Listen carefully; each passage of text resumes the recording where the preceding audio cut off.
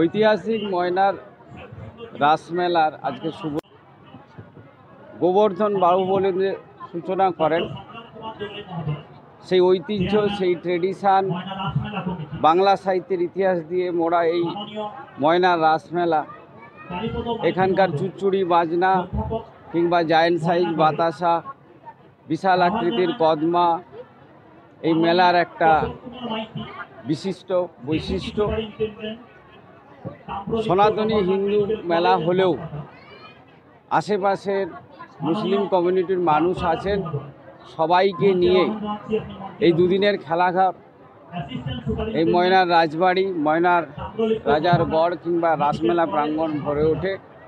প্রবাসীদের ঘরে ফেরার তাড়া থাকে, কচিকাচাদের মুখের হাসি, প্যান্ডেলে দৌড়ানো, মা বোনেদের স্বামী সন্তানের জন্য অধীর আগ্রহ, সব মিলে এই কয়েকদিনের খেলাঘর ধর্ম, জাত, রাজনীতি, অর্থের বেড়াকে দূরে সরিয়ে মানুষ আনন্দে মুখরিত হয়।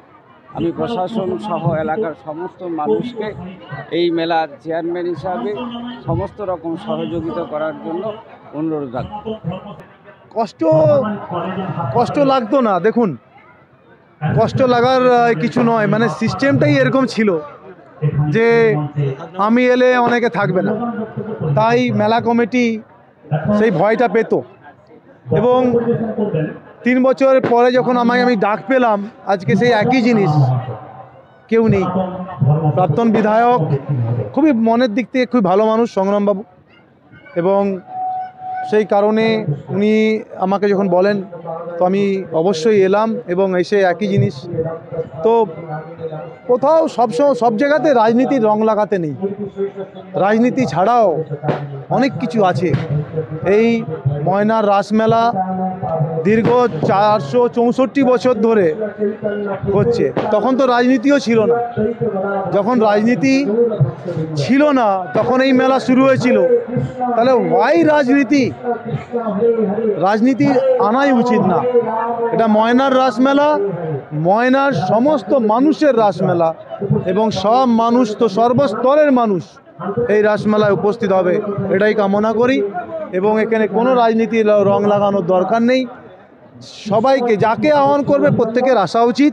এই আমাদের গর্ব যে আমাদের এই 464 বছরের একটা এই রাসমেলাকে আমরা কন্টিনিউ করে চলেছে। এটা আমাদের কাছে প্রাউড মুভমেন্ট, যেটা স্টিল নাও এটা চলছে। এবং আমি ভগবানের কাছে প্রার্থনা করব যেন এটা আরও 1000 বছর চলুক। তো এটাই আমি চাই। ময়নার সমস্ত স্তরের মানুষকে আমি অনুরোধ করব এই রাসমেলাতে এসে তারা আনন্দ উপভোগ করুক। এবং বহু মানুষ এসছেন, তারা বিভিন্ন ধরনের গেম, মেলার বিভিন্ন ধরনের কেনাকাটি, তারা খুব মজা করছে এবং আনন্দ পাচ্ছে। এটাই তো, সেই কারণেই তো মেলা।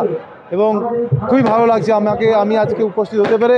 এবং আমি বলবো, আমি 3 বছর হয়েছি এমএলএ বটে, কিন্তু আজকে আমি এই রাসমেলাতে এসে মান্যতা পেয়েছি।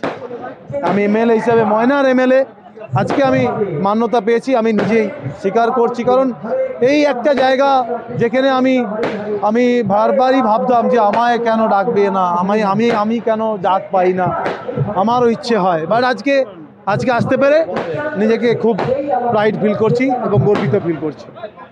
এটা আমাদের 464তম বছর, এবং মেলাটা চলবে আজ থেকে 17 দিন।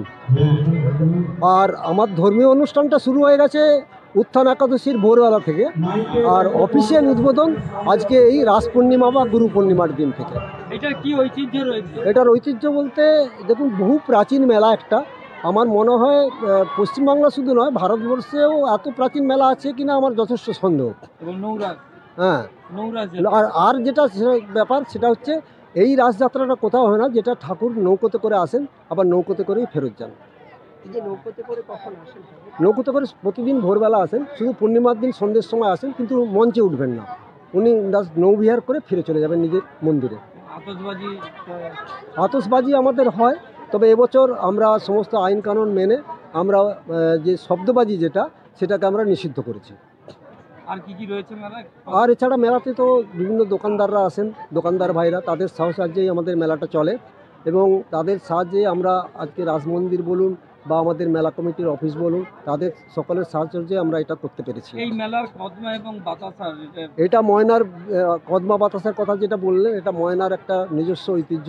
এটা সাধারণত কোনো জায়গায় তৈরি হয় না। আর কদমাটা কিভাবে তৈরি হয় সেটা আপনারা নিশ্চয়ই জানেন, যে গরম চিনির পাক থেকে ওই গরম জিনিসটাকে টেনে টেনে কদমাটাকে তৈরি হয়, যেটা একটা বিশেষ বৈশিষ্ট্য হচ্ছে ভেতরটা থাকে ফাঁপা, অথচ বাইরে থেকে কিন্তু মনে হবে যেন একটা সলিড জিনিস। এই মেলা দেখতে কোথা থেকে মানুষজন আসে? এটা এখানে বহু জায়গা থেকে মানুষ আসেন এবং বহু দূর দূরান্ত থেকে মানুষ আসেন। সব থেকে প্রবলেম ছিল একটা সময়, সেটা হচ্ছে এখানে যারা দূর থেকে আসতেন তাদের থাকার মতন কোনো অ্যারেঞ্জমেন্ট ছিল না।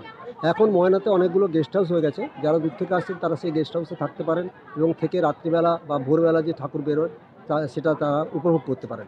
এখানে বেশিরভাগ মানুষই মানে আপনারা আসেন উড়িষ্যা থেকে বহু মানুষ এখানে আসেন। আর এই মেলার আরেকটা বৈশিষ্ট্য হচ্ছে, সেটা হচ্ছে আমরা কিন্তু এখানে যেটা আমাদের পশ্চিমবাংলার প্রাচীন হস্তশিল্প সেটাকে আমরা প্রাধান্য দিই, যেটা মাদুর শিল্প বা আপনার জন্য বেতের তৈরি জিনিসপত্র, মাটির তৈরি হাঁড়ি কড়া, এই সমস্ত এগুলোকে আমরা কিন্তু সবসময় প্রাধান্য দিই, কারণ এটা আমাদের পশ্চিমবাংলার নিজস্ব হস্তশিল্প। আপনার নাম? আমার নাম স্বরূপানন্দ বাবুলেন্দ্র। আমি এই রাসমেলা কমিটির সম্পাদক, আর সেই সঙ্গে আমি বাবুলেন্দ্র পরিবারের একজন সদস্য।